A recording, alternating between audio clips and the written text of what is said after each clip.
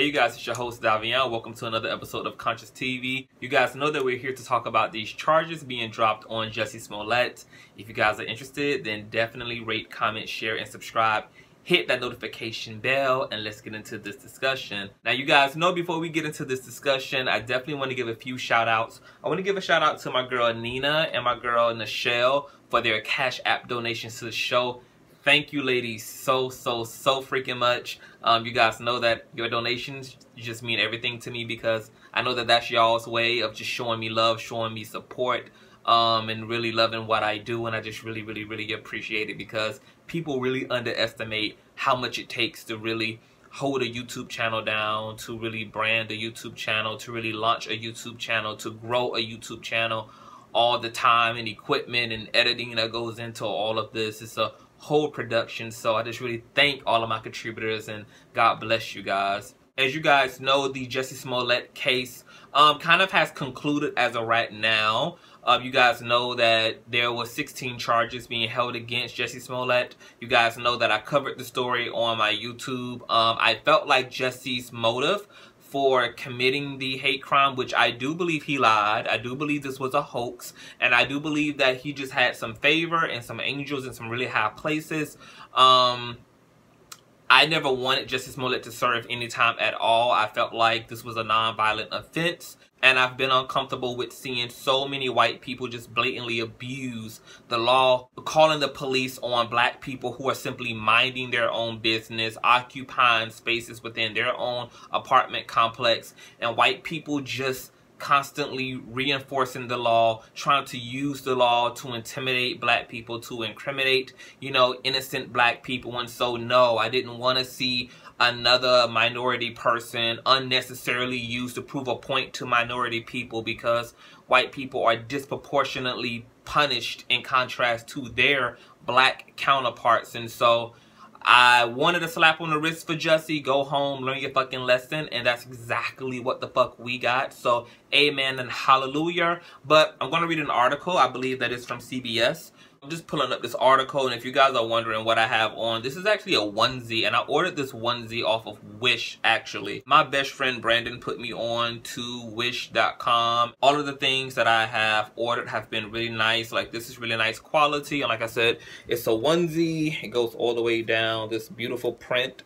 I think they come in like gray and red, and you guys know I had to get some sarcastic shit. Fuck off, one says fuck, one says off. I love these slippers. And if you guys are wondering about the hair, this is my 40-inch kinky straight hair. I just did a braid out on it. I used some foamy mousse and some oil. I just braid them down in a plait on both sides, leave it in overnight, and then take these out, and boom. And this has lasted me like all day. These crimps have stayed in my hair all day. So I love this hair, and I love this style for this hair. Now let's get to this article. So yes, this is by CBS News, and this is an article written up by Danny Chavales, and it says, Chicago prosecutors have dropped all charges against Empire actor Jussie Smollett weeks after indicting him on 16 felony counts for allegedly filing a false police report. At a news conference in February, Chicago Police Superintendent Eddie Johnson accused Smollett of orchestrating an alleged hate crime on himself. It appears Johnson's position remains the same even after the prosecution's surprise motion to nolle prosequi the case,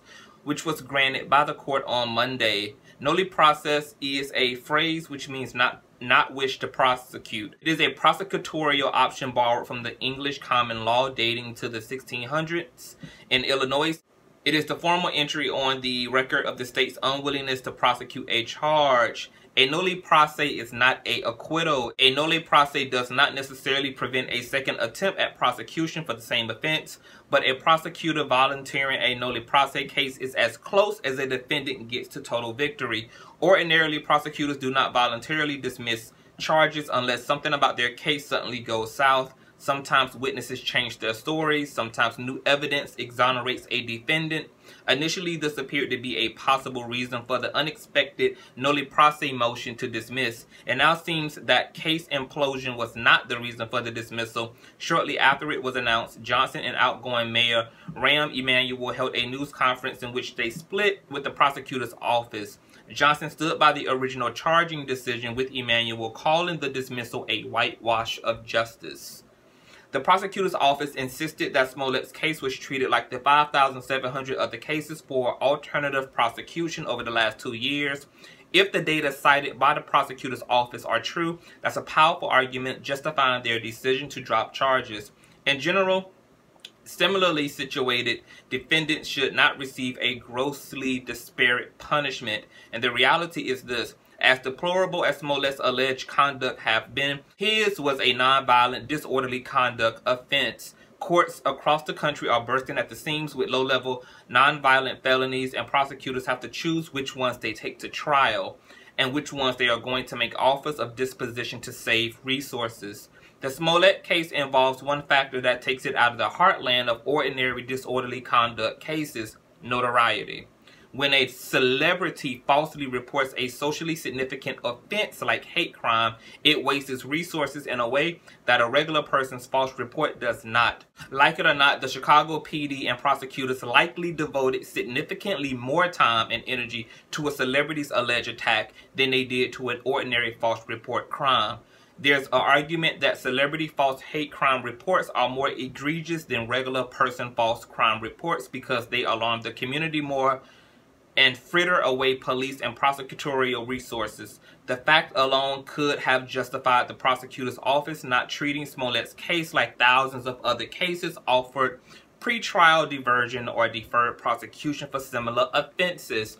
Now, that was an article written up by CBS News, and what that basically says that it's possible that the prosecutors over Jussie Smollett's case decided that between him being a celebrity and all of the resources that it would waste to actually get to the bottom of a non-violent offense that even ordinary people don't typically have to serve a jail sentence for because it is a non-violent offense, they decided that it was just a waste of time, had him retract his bail, gave him 2 days of community service, and sent him on his way.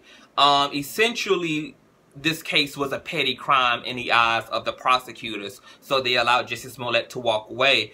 Now, the fact that Chicago police are pushing for Jussie Smollett to actually go to trial is because they probably know that the evidence that the prosecutors sealed up actually does incriminate Jussie Smollett.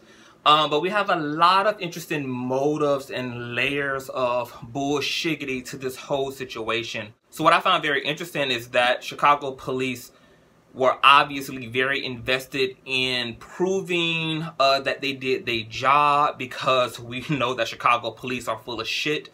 They've withheld evidence in the Laquan McDonald case. They have tampered with evidence in certain cases, and they've just been a really unreliable law enforcement provider for the Chicago people. And so Chicago's police and Chicago's lawmakers and Chicago's politicians have had a long-standing history of being fucking corrupt. So now you have Chicago police, because they finally did their fucking job, and the person who happens to be on the shorter end of that stick is a minority person. Now they really want to do their job. This is the opportunity that they wanted to use to then leak information. They wanted to get the public involved. It's interesting that they would have wanted to use this case to involve the media, which Chicago police have not done in other cases, such as in the Laquan McDonald case. Like, there was so much evidence that wasn't initially presented to us about that case. There was information that came out a year later after Laquan McDonald lost his life. They really wanted to make an example out of Jussie Smollett, as like, this man didn't even kill anybody. Chicago police was really looking for this to be something that they could use as leverage to restore their reputation in the public's eye. It would have been great PR for Chicago police, but the angels around Jussie Smollett was not having them use him for that. Chicago police, if you want that fucking PR, if you want that media coverage, if you want your relationship to the public restored, actually do your motherfucking job.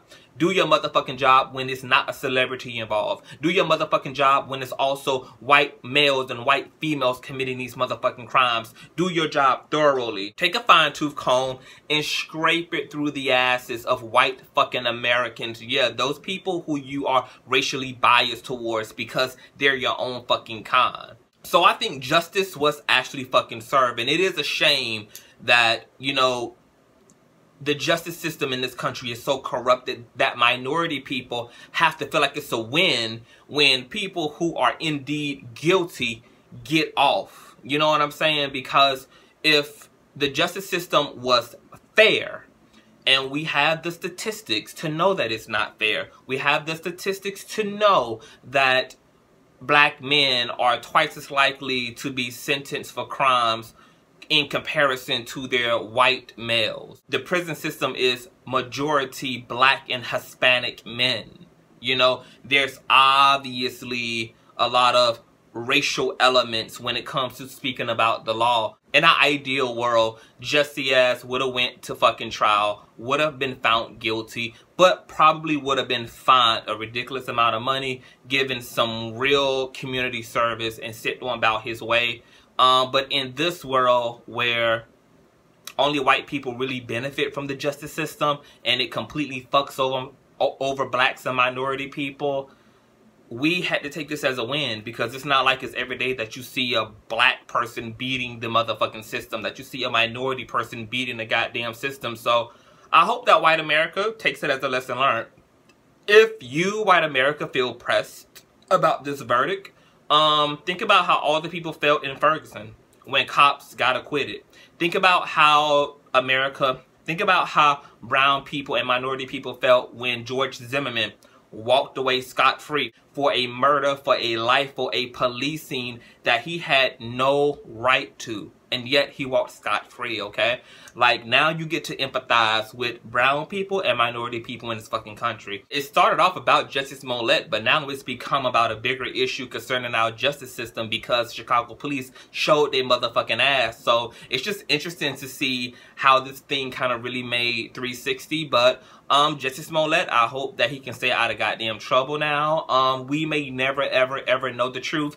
I know that Trump claims he's going to put FBI on the case to find out why state prosecutors, you know, let Jussie Smollett off the hook. And I think that even Chicago police have said that they still are able to at least sue him, because that could actually cause for the courts to unseal the evidence that has been already sealed up. So hopefully Chicago police is just puffing air. Donald Trump seems like he got bigger fish to fry. He's a moron anyway.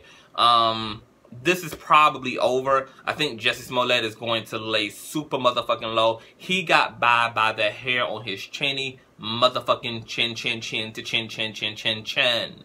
And in this case, his celebrity worked out for his ass, because as our article said, typically, unfortunately, the law does their job as ferociously as they can when it comes to celebrities. We all know that celebrity people have privilege. Wealthy people have goddamn privilege, and they're just treated differently and treated better as it pertains to crime, as it pertains to sentencing. So it's really unfortunate, but that produces more conversation in our country, more conversation collectively around what do we do with privilege, how do we dismantle privilege, how do we correct the corruption within our government, within our justice system, and how do we get to a point where even as a society we stop holding celebrities up here while we are here, because celebrities are just people. They wipe their ass, they stink, they gotta brush their fucking teeth, they have to get up and make their fucking money just like everybody else. They gotta put their pants on one leg at a time, or as Portia would say,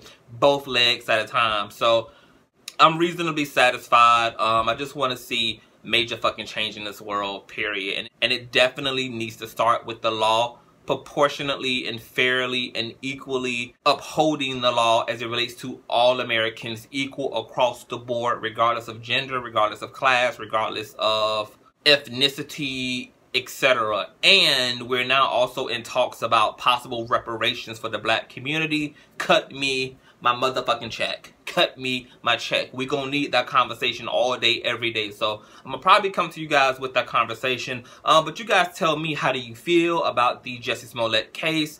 It seems to be over right now.